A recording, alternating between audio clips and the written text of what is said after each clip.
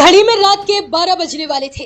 Cake तैयार था, मोमबत्तियां जल चुकी थी, लेकिन किसी को नहीं पता था कि इस जश्न में मोमबत्तियां नहीं, जिंदगियां बुझने वाली हैं।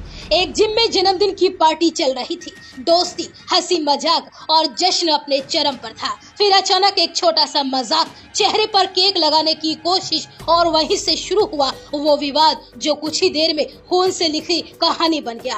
अपना जन्मदिन मना रहा जीतू गुस्से में जिम से निकल गया। लोगों ने सोचा थोड़ी देर में सब कुछ ठीक हो जाएगा, लेकिन वो वापस लौटा, इस बार गुस्से के साथ और हाथ में पिस्टल लेकर। इसके बाद जो हुआ वो किसी फिल्म का सीन नहीं बल्कि हकीकत का सबसे खौफनाक सच था। ताबड़तोड़ गोलियां, सीधे सिर पर निशाना और कुछ ही सेकंड में 3 जिंदगियां खत्म। जिम में चीखें गूंज उठी, लोग मशीनों के पीछे छिपते रहे और हमलावर सबूत मिटाकर फरार हो गए।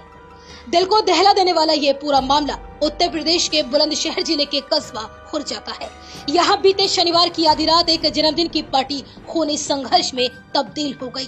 चेहरे पर केक लगाने जैसी छोटी सी बात पर हुए विवाद में भाजपा सभासद के छोटे भाई, चचेरे भाई और भतीजे की गोलियों से भूनकर बड़ी ही बेदर्दी से हत्या कर दी गई। इस गोलीबारी में 3 युवकों मनीष सैनी, आकाश सैनी और अमरजीत को सिर में गोली लगी। गंभीर हालत में तीनों को फौरन अस्पताल पहुंचाया गया, जहां डॉक्टर्स ने तीनों को ही मृत घोषित कर दिया। घटना के बाद पूरे इलाके में दहशत फैल गई। पूरी घटना सुभाष रोड पर स्थित RJS फिटनेस जिम की है। शनिवार को आरोपी जीतू सैनी का जन्मदिन था, जो पूर्व बसपन नगर अध्यक्ष भी रह चुका है। उसने जिम में ही अपने दोस्तों के लिए पार्टी रखी थी। इस पार्टी में शामिल होने के लिए 35 साल का अमरदीप भी गया, जो जीतू का खास दोस्त था। अमरदीप अपने साथ 32 साल के मनीष और अपने भतीजे 19 साल के आकाश को भी लेकर गया। रात करीब 11 बजे सभी लोग मिलकर केक कटिंग कर रहे थे। तभी मुंह पर बर्थडे केक लगाने को लेकर जीतू सैनी और अमरदीप के बीच अचानक विवाद हो गया, जिसमें अमरदीप और जीतू के बीच में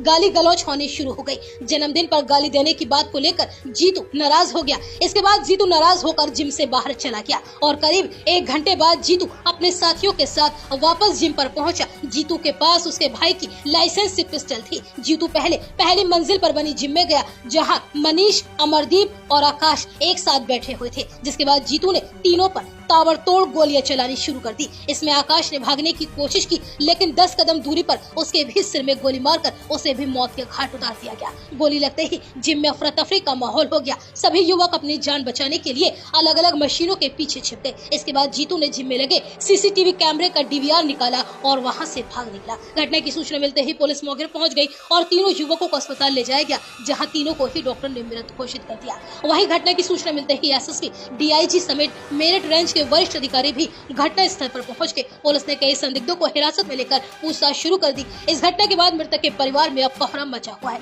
मृतक अमरदीप की पत्नी सिमरन का रो रो कर बुरा हाल है। उसने हाथ जोड़कर कहा कि मुझे इंसाफ चाहिए, सब कुछ प्लानिंग के तहत हुआ है। वहीं बहन राधा ने कहा कि आरोपियों के घर और फैक्ट्रियों पर बुलडोजर चलना चाहिए, हमें खून के बदले खून चाहिए। जबकि मनीष की बहन रजनी ने रोते बिलखते हुए कहा कि भाई को दावत के बहाने बुलाया गया और फिर उन्हें बेवजह मार दिया गया, मुझे भाई के खून का बदला चाहिए। मृतकों के परिवार ने CM योगी से मांग की है कि दोषियों के खिलाफ सख्त कार्यवाही हो। वहीं पुलिस ने इस पूरे मामले की गंभीरता को देखते हुए 10 थानों की पुलिस फोर्स के अलावा PSC की 2 कंपनियों को तैनात कर दिया है। मृतक और आरोपियों के घर आसपास ही एक ही मोहल्ले के वो लोग रहने वाले हैं, इसलिए आरोपियों के घर के बाहर भी पुलिस सुरक्षा बढ़ा दी गई है। इस मामले में CO खुर्जा शोभित कुमार ने बताया कि इस मामले में आरोपी जीतू और मयंक सैनी मुख्य आरोपी हैं। जीतू ने मयंक की पिस्टल से फायरिंग की। वारदात के बाद आरोपी CCTV का DVR अपने साथ लेकर फरार हो गए हैं। पुलिस ने जीतू, मयंक सहित 10 लोगों पर FIR दर्ज की है और 4 को हिरासत में लेकर उनसे पूछताछ चल रही है और बाकियों की तलाश के लिए टीमों का गठन कर दिया गया है। पुलिस का कहना है कि जल्दी ही बाकी के आरोपियों को भी गिरफ्तार कर पूरे मामले का खुलासा किया जाएगा।